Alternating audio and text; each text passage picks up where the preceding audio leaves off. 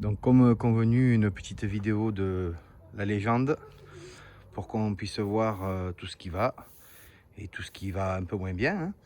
Donc l'extérieur ici, donc elle est partie au Karcher, mais je sais pas si on verra sur la vidéo, mais il y a déjà le pollen qui s'est invité à nouveau. Je sais pas si on le voit, voilà. Si on le voit pas, bon ben tant mieux, hein, mais voilà, ça l'a déjà sali. Donc les jantes ici qui sont des Japan Racing JR18 en 8 et 2019 avec, ça tombait bien, l'insigne Honda d'origine qui sont les sigles intérieurs des CRV4 qui sont strictement de la même finition que la jante, donc on dirait vraiment que c'est d'origine, avec les freins donc neufs, hein, étrier donc repeint en noir propre, avec disques et plaquettes donc en Brembo pour l'avant.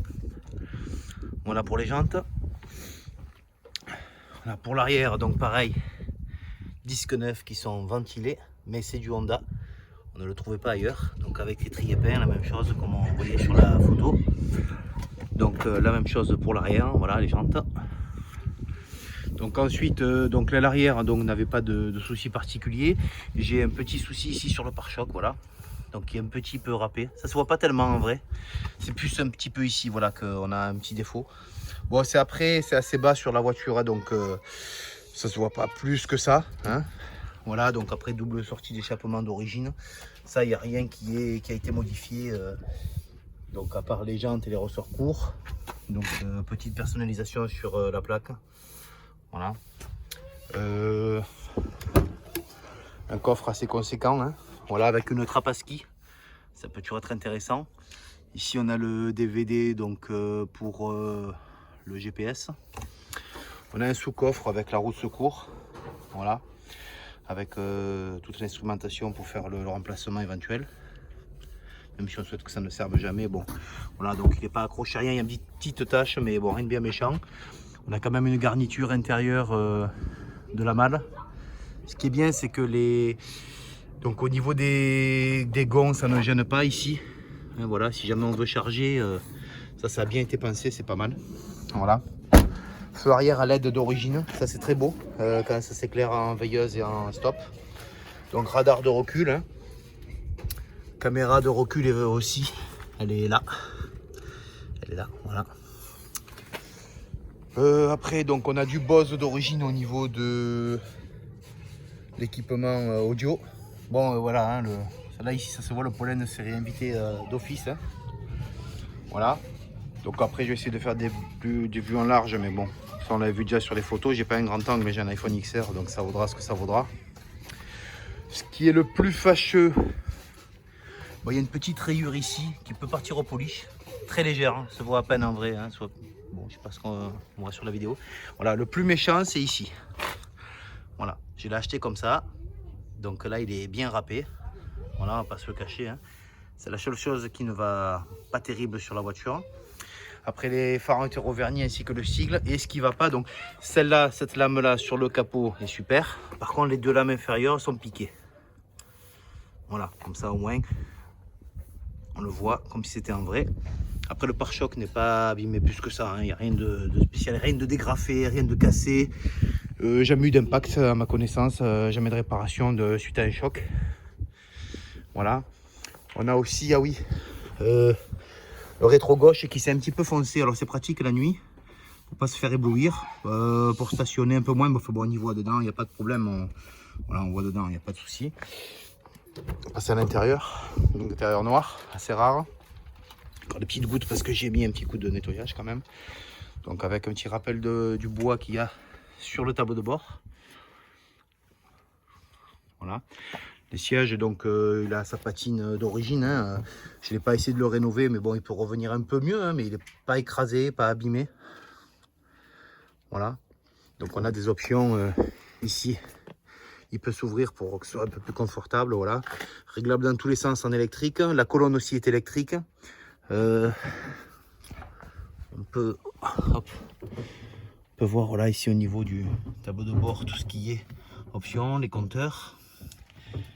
Donc il y a le CMBS aussi qu'il faut stopper quand on a l'anti-collision qui s'active. C'est une option d'origine. l'option snow, donc pour la neige. Voilà. Ici, on a des petits rangements un peu partout, voilà, avec un range gobelet. Ici, le cache qui est là, je l'ai enlevé, mais je l'ai, il n'y a pas de problème. C'était pour passer le câble pour charger mon téléphone parce que j'ai un porte-téléphone ici. Là, il y a un allume-cigare, il y a un allume-cigare ici, avec donc le cendrier que j'ai enlevé pour pouvoir mettre mes télécommandes de portail et télépéage, mais je l'ai aussi.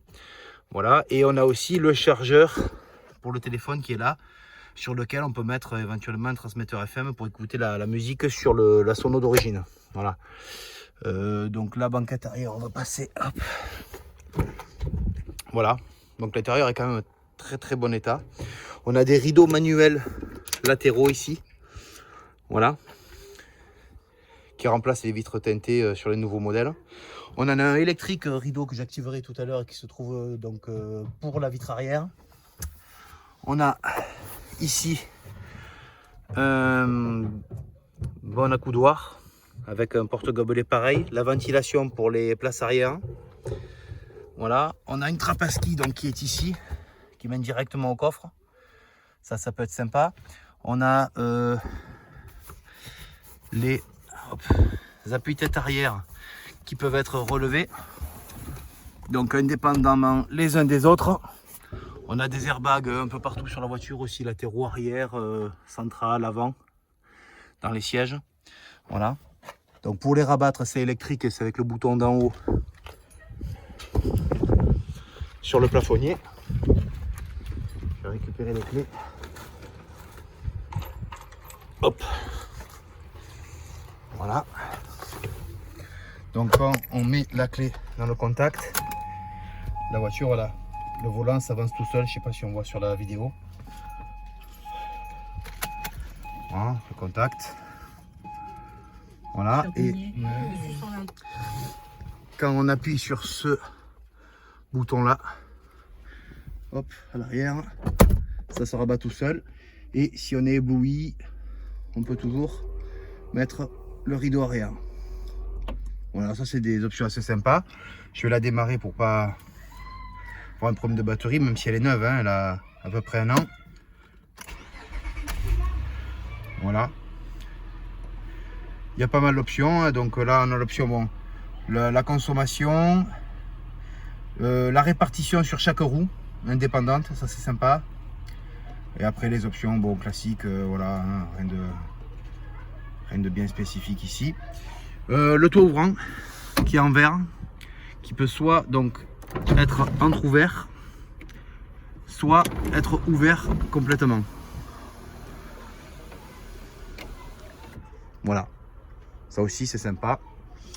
Donc on peut éventuellement aussi donc baisser. Quand on met la marche arrière, ça se baisse automatiquement. Voilà, pour faire ces manœuvres. Voilà, donc on a vu l'intérieur. Le son aussi, on peut l'éclairer. Voilà. Donc là, voilà. On peut avoir aussi sur l'écran central. Il y a aussi pour la climatisation et il y a aussi pour le GPS.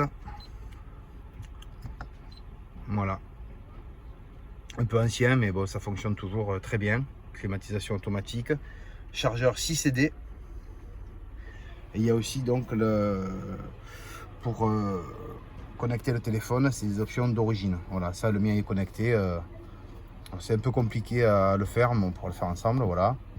Donc là, il y a pour parler, etc. Là, il y a l'anti-collision, c'est pour indiquer quelle distance on veut entre le véhicule de devant et nous-mêmes. C'est réglable. Voilà. Et après, on va voir la partie mécanique, même si malheureusement, on n'y voit pas grand-chose parce que c'est bourré de cache. Bon, les angles de vue sont peut-être pas terribles, mais je suis pas professionnel, je suis pas un youtubeur. Voilà. Donc V6 3,5 litres, 24 soupapes, 295 chevaux, avec système VTEC, un peu comme avait les D16 à l'époque, les 125 chevaux, avec un mono arbre à cam par culasse. Il y a bien 2 culasses et position transversale. Voilà pour l'essentiel. Pour le reste, on pourra l'avoir en vrai, mais au moins ça donne déjà une meilleure idée de ce qui va pas. Voilà, hein. Après il y a des toutes petites micro-rayures qu'on peut voir qui peuvent partir en les lustrant. Ça, c'est vraiment superficiel, on n'arrive même pas à accrocher l'ongle dessus. Hein. Donc je ne m'en suis jamais occupé au niveau mécanique, enfin niveau mécanique impeccable, mais niveau carrosserie, j'ai jamais fait trop de travaux dessus en la lustrant. J'aurais dû repeindre le pare-choc avant, moi j'ai jamais eu trop le temps de m'en occuper. Mais par contre, au niveau mécanique, elle est surentretenue, elle est vraiment impeccable. Donc dernière révision, c'est moi qui l'ai faite. J'ai les dates, kilométrage, facture des filtres, de l'huile. Elle tourne, je crois, à la 0,40 ou 0,30 Castrol, j'ai le bidon là, donc il n'y a pas de souci. Voilà, tous les niveaux sont faits. Et la batterie donc a été changée, ça j'avais oublié de le dire. J'ai mis une batterie neuve, il y a environ 1 an, j'ai encore la facture. Voilà, ben, j'espère que la vidéo vous convient.